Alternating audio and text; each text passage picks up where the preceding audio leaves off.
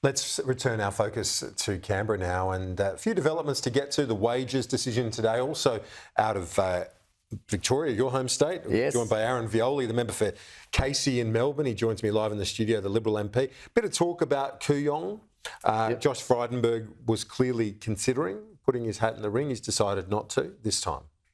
Yeah, well, I mean, I haven't spoken to Josh in the last few days, but obviously, as these things occur in politics, speculation ran rampant for a few days. But it is good to see that he's cleared up his position and putting his full support behind Amelia Hamer. Like myself, I've had the opportunity to spend some time with Amelia, and she's an impressive professional. She's got a great background. She's been working really hard in Kooyong, and it's a seat where we think we're in with a good chance. A lot of work to go, and we're not being complacent. But when you've got great candidates like Amelia, it's really nice to be able to work with someone like her. Indeed, and so it does clear it up for her, that redistribution, according to many of your colleagues privately that I spoke to the last few days. It does give her a better chance to win Kooyong now, to win it back from Monique Ryan.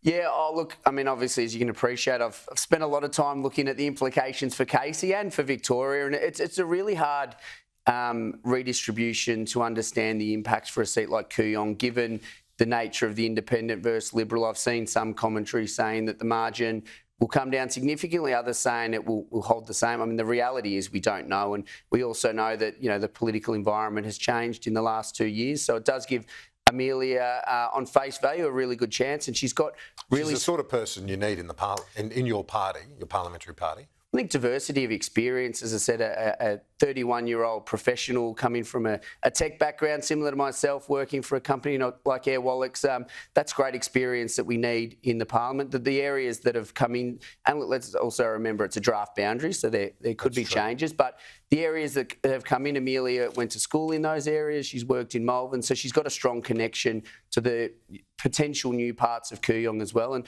I'm looking forward to supporting her along with many other great candidates that we've got all across Victoria. On the future of Josh Frydenberg, do you think that has the caravan moved on now?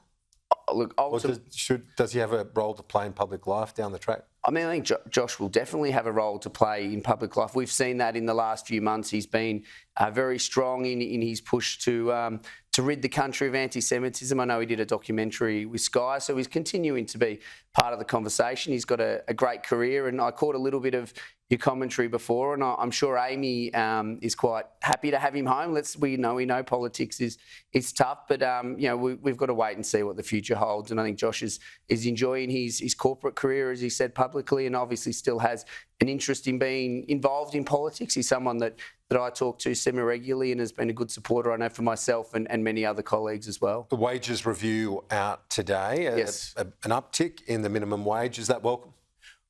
At a time when the Australian people are doing it really tough, any support they can get will be welcomed.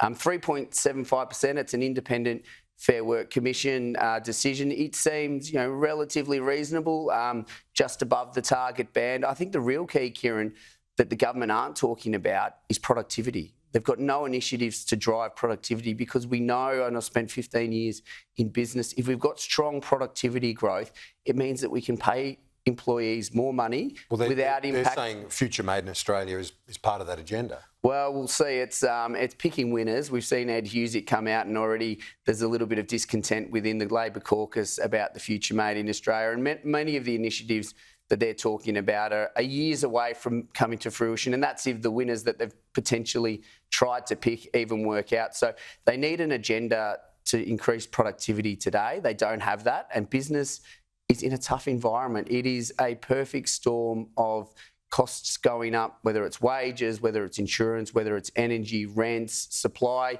costs, raw materials are going up. Business is doing it tough at the moment, and the best way they can offset those increased costs without pushing prices through to consumers and driving inflation is by productivity growth. Yeah. And we saw in Peter Dutton's... So how do you go about that? Yep. This is the elusive challenge. Yeah. So one change we announced... What would you want to see? Well, one change we announced as a coalition in Peter's budget in reply was increasing the $20,000 instant asset write-off from $20,000 to $30,000.